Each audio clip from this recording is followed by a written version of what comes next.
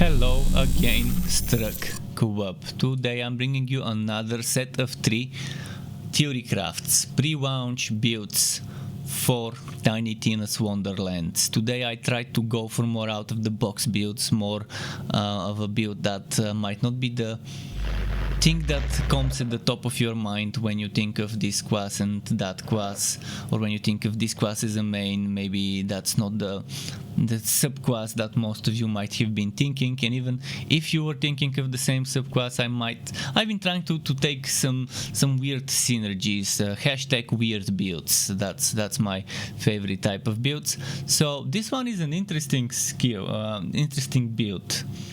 It's a spell weaving, but with a little bit of depth involved.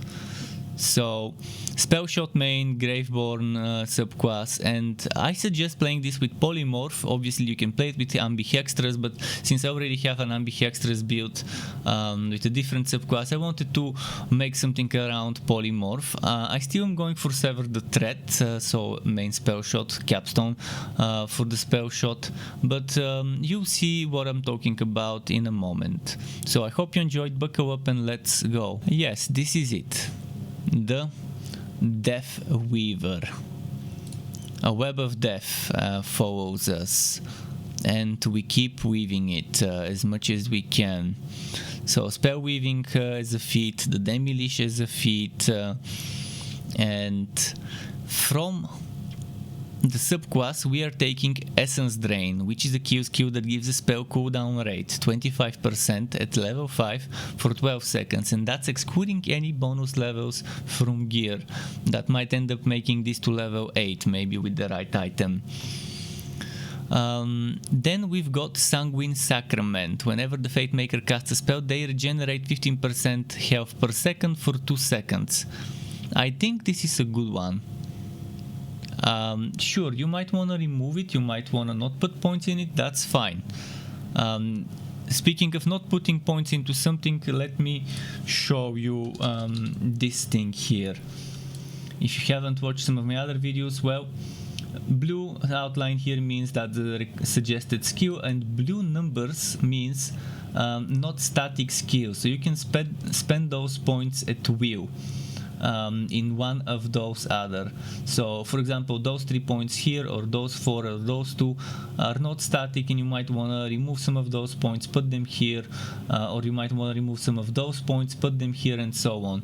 White numbers I would suggest not changing, otherwise it might change the way I intend for the build to be played, the synergy I'm going after, but obviously change it as much as you want if you feel like it. Make the build your own, that's how it goes. Back to which one is not a must-have skill. Dark Pact and Stain of the Soul. In order to get Stain of the Soul, you need to put 2 more points. And those 2 points need to go here, here, here, or here, those 2 skills. If we go 5 here and 3 here, I need 2 more points anywhere in those previous 3. Yes, that's how it goes in this game.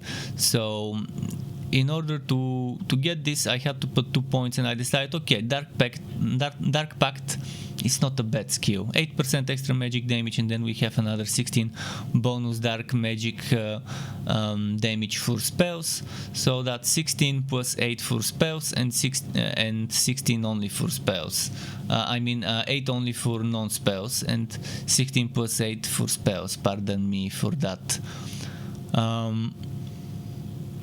There are other places where you can put the points, as I mentioned, and that's Prestidignation for reload speed, just warming up for fire rate per spell weaving stack. So if you want to get rid of those, that's 6 points that you can spend on those things.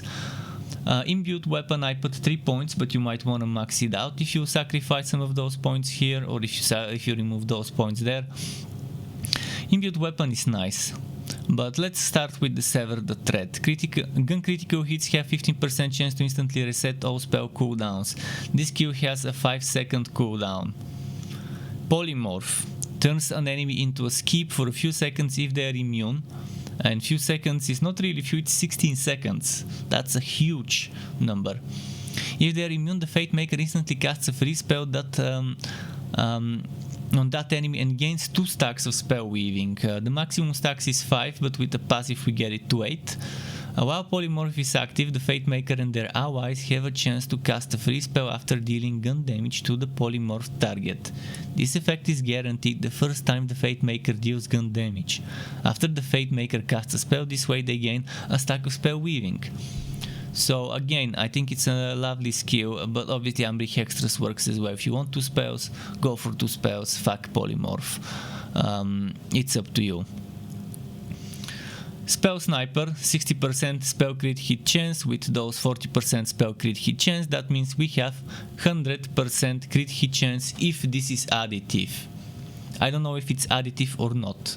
If it's multiplicative, then we're not gonna get 100% crit chance, but we'll get close. And if we add some more from items, who knows? Maybe we can get it.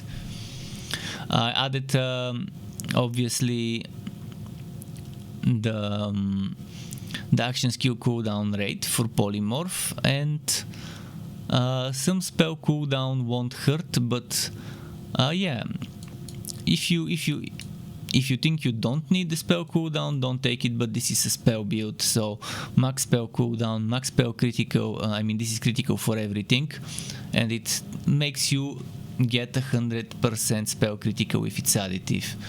Then we have 20% spell cooldown, 15% action skill cooldown from here, that stacks with the other 20 spell, so 40, and then 10 and 15, 35 cooldown. And this another 25 spell cooldown, that's already 45 spell cooldown %. A portion of all increases the Fate Maker receives to spell damage is also applied to their gun damage at level 3, that's 45% of the spell damage applying to gun damage. This one is nice, I like it. Whenever the Fate Maker gains a stack of spell weaving, a portion of their worth is restored, and that's 10%. And normally you might be tempted to take Glass Cannon. If you feel like it, sure, okay. You get 30% spell damage, but you cannot automatically recharge your ward, meaning you would really need to build those spell weaving stacks to survive. Then what else? Oh yeah, these 3 spell weaving stacks must have, in my opinion, for such a build, 1 SWAT, 1 kill, in my opinion, must have, if you plan on using guns. And you better be using guns for this build. And double knot is amazing. Whenever the Fate Maker scores a crit hit with a spell, they deal 21% bonus gun damage of their gun's element. Overall, considering Warcaster, whenever the Fate Maker kills an enemy, there's a chance their currently equipped weapon will be instantly reloaded. This chance is increased per spell weaving stack. So that's 24% reload chance at level 2. 12 per level. If you remove some points here, this becomes 60%. And as I mentioned, we can get 5 plus 8 spell weaving stacks, which means 5 plus 3. 5 plus 3 for a total of 8, which means another 16. We can have 76% reload chance. But I think 2 points there is not bad, and then you can maybe get some more points from items. In theory, if there is an item that gives you 3 points in this, and you already have 5 points, you're looking at something amazing. You're looking at, as I showed you, it's 60, and then another 36. So you're looking at 96% reward chance if you can get this to level 8. But even level 6 or 7 is fine. So yeah, it's an interesting setup, and I think we've checked every single skill. I think I've talked about everything there is to talk about. Make the build your own, keep experimenting, and I would love to hear what you think about it if you end up trying it. Keep in mind you can subscribe to my channel and hit the bell button to not miss out notifications for more Wooter and not so Wooter content like this one or others like builds and guides.